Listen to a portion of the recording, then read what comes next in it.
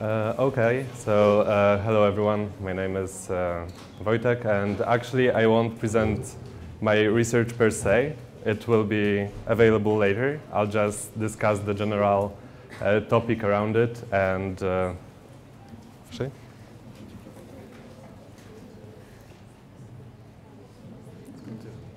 okay, and yes. So actually, my presentation will be around the direction, and the first thing that came into my mind was that actually last week when we were doing project in Ireland,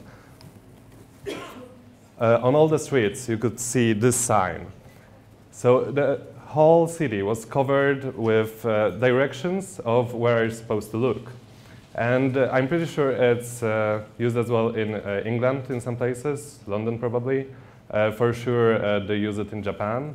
And it's just because they are driving a different way, a different direction than continental Europe and most of other countries.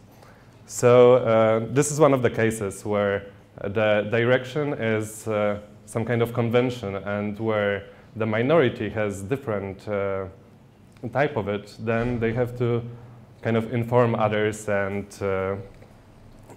this is one of the results. Of course, the information is here, so you can notice a car and it doesn't kill you. But when it comes to language and typography, the direction is also a very visible convention. So this is a normal text, just rotated 90 degrees counterclockwise. And as you probably noticed, you immediately know how to read it. You don't really need to think about it. It's just the convention that's in your mind already. You see the letter shapes, and it's all very clear. If you do it the other way around, it's exactly the same. You don't try to read it from bottom to top. You just read it as the text flows. So those are 2 out of 3 main ways to set text vertically. And the third one is called marquee style. Actually, in many applications, it's a default set for vertical text. But I got surprised when I tried to use the default setting here, and something like this popped out. So I had to switch the windows around. And actually in Keynote, you can see that the default vertical setting is the clockwise rotated horizontal text. And that's how normal marquee style looks like. As you can see, it's not adjusted at all. Like the letter spaces varies depending on if you have ascenders and descenders, capital letters or the small ones. And the main rule that we hear when we talk about this kind of text is just not to use it. But, okay, why am I even talking about this? My whole research is about the adjustments in vertically set text. It's already been done in many different ways. One of the nicest examples is the work by David Jonathan Ross, which was working with Bungee font. He was annoyed with the building signs and or the hotel or bars writings on the walls in cities. Oops. So he created a font which can be used both vertically and horizontally pretty nicely. But it's just capital letters, and I'm mostly interested in just regular text for reading. So when it comes to my research, I had to pick an area where it's actually most commonly used like this, where I have some kind of knowledge.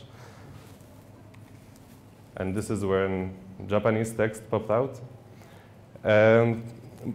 Most commonly it's used like this, the combination of Latin and Japanese characters. You can see some Arabic numbers as well. And there's a lot of people working right now on adjusting the Latin script to fit better into the Japanese texts.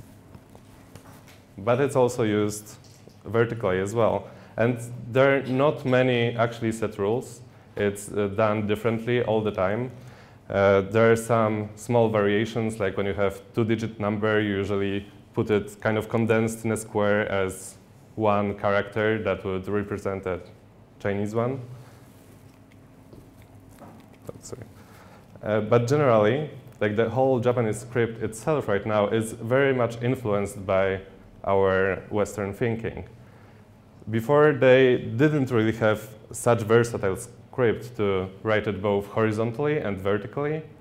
Only right now it's made in squares that allow it. Actually, it's even more westernized because there's kerning. So they try to create equal grayness for all their text, even though like, their characters weren't designed for horizontal reading per se. They still try to adjust it to work better in internet and all the different areas that are influenced by the Latin script. So what about the vertical one? In Japan, they really have a strong connection to vertical writing, and mostly it's been used in calligraphy, and it was never created in like square boxes. So this is an example of waka poetry by Masamune. He wrote it as like wishes, so the city that he founded would prosper and be great. But as you can see, the structure here is very dynamic and kind of chaotic. And of course, it's still very much appreciated today. It's used as well as a lot of like design projects.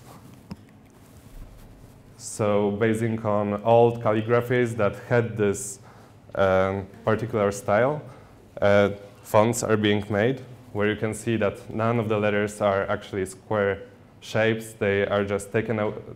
The feeling of the letters is taken from the original script. This is a scan from IDEA magazine, where they discussed this project like more widely. And it's not because of like technical difficulties that they couldn't really adjust it before and work with their own way of writing, because still with movable type they were able to work with different lengths, but they decided to unify it. But this is an example from before. It's from 1559, Guia do Pecodoru. Text, and it's created with movable type where different characters had totally different heights and lengths, and they still tried to maintain this, like their own aesthetic of writing. Here you can see an example of how in movable type it was differentiated and how the text printed actually looked like. Okay. When we were invited by my previous speakers, Ms. Mikulska and Ola, then we were able to see a lot of old manuscripts that were Mongolian. And this is another script that's written vertically. I didn't actually know much about it before, but that made me look at how do they deal with the current technology, just to see the difference between the Japanese adjustments and the Mongolian ones.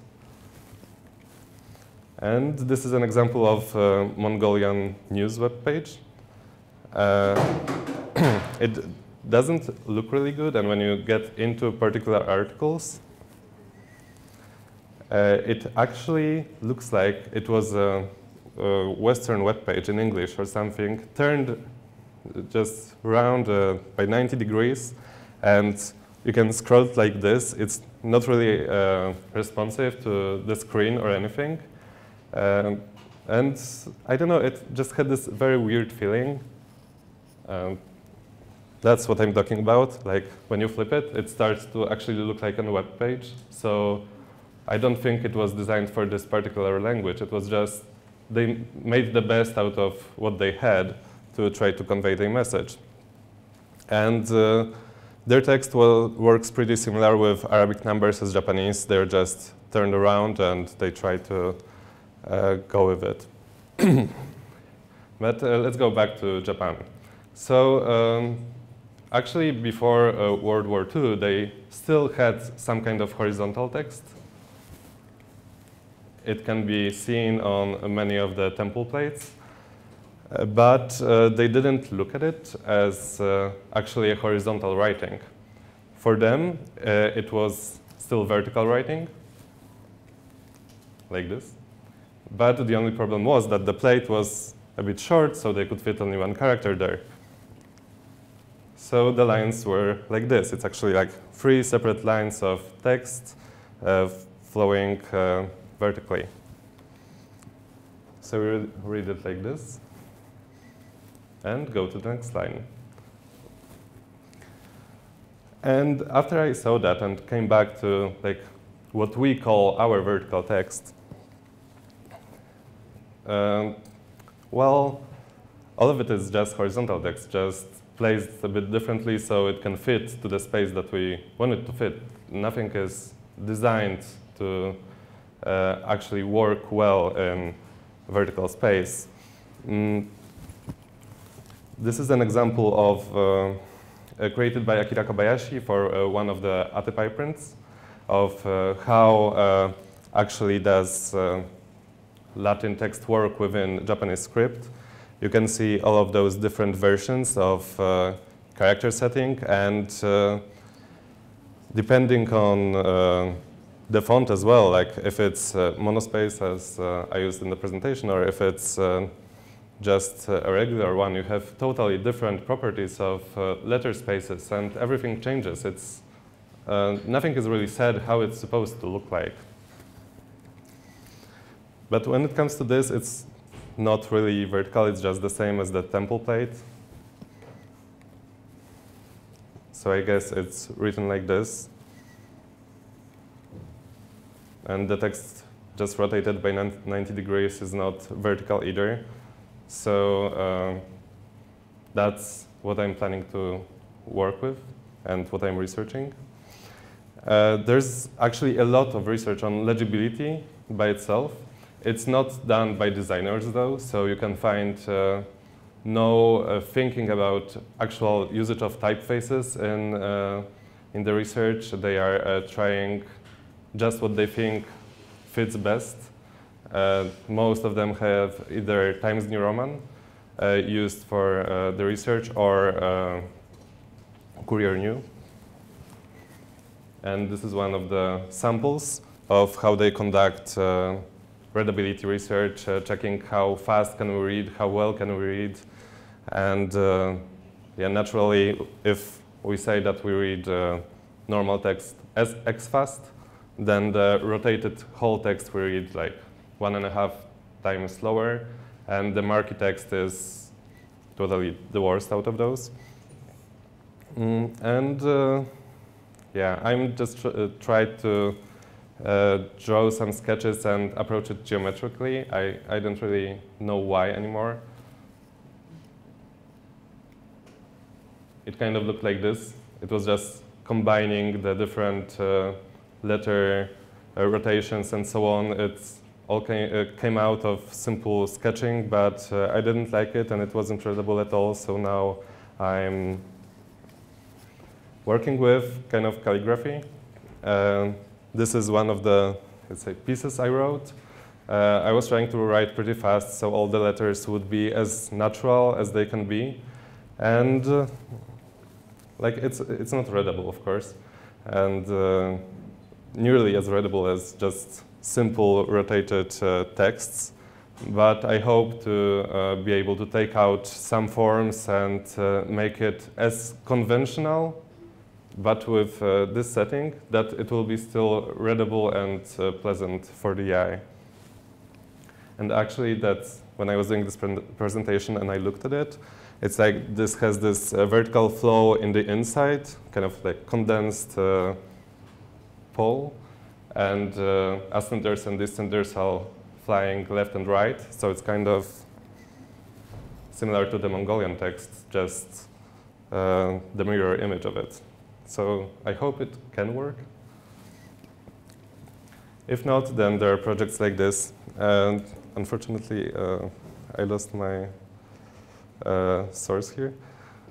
But it was a TDC awarded project of creating a horizontally written hiragana. It is not readable at all. You have to kind of learn how to read it, even if you know hiragana. But they just tried to see what would happen if hiragana was created with Chinese characters written horizontally. So they experimented in the same way that hiragana was being developed, just in a horizontal way, and this happened. So anyway, all of this kind of thinking when one culture is taking ideas from the other is commonly known as cultural appropriation right now, but I think that you can gain a lot from it when you actually just try to take the ideas and put them into something else. And one of the examples is this. It can be seen as letter U, but in this case, let's say it's lower Danshian of breathing hexagram 24. It shows you how you should breathe in and out the air out of your body. So the breath is taken like extremely fast, I think, but then you breathe out very calmly, so you can achieve another hexagram, which is this one. And it shows like very calm way of breathing when we don't really breathe anymore. It's just like stillness.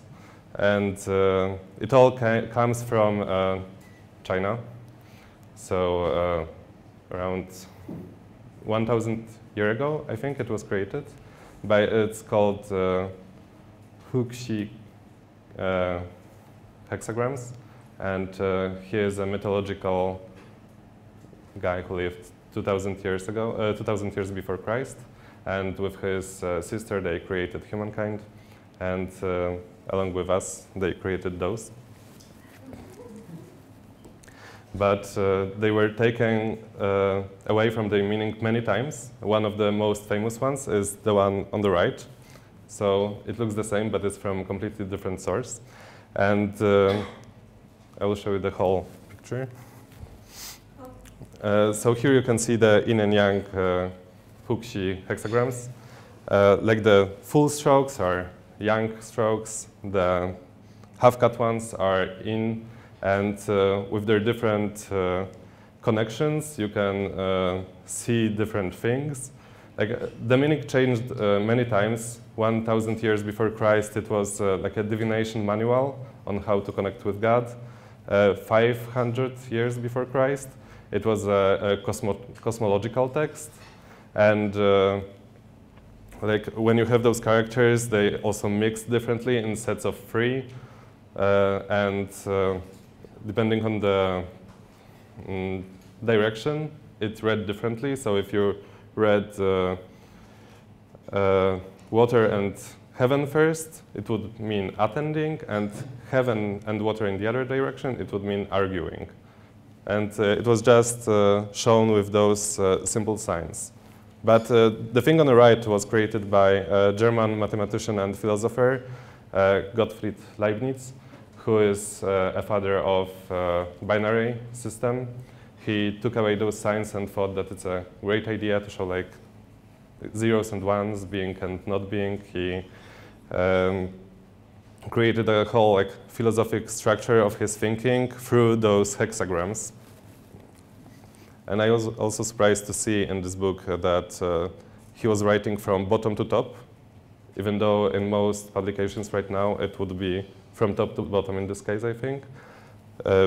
When the strokes are also read from bottom to top in this case, which you can see in the numbers underneath. So, anyway, I just wanted to say that, sorry, that you found at least some of it interesting, and you'll try to look for things that were developed and could be developed in this way, things that Mr. Lipson showed were also like a beautiful way of European thinking about direction of writing and reading, all those mixtures of text and movable circles that you read the poems by rotating the image in your mind. Also the Hebrew scripts where a lot of different directions in writing were applied at once to convey some kind of message. It all was really interesting, and I feel like nowadays not much projects like this are existing. And yeah, so I don't know what the future direction is of development of the scripts. And right now it seems like it's either unification on everything and making all seem like one same thing, or there's of course the other group that tries to resurrect the historical things and come back to the original path that we took, but they're kind of overshadowed by the globalization, and their ideas are worth less money than unification. But I hope we will be able to go the direction of diversity and trying many different things. Thank you.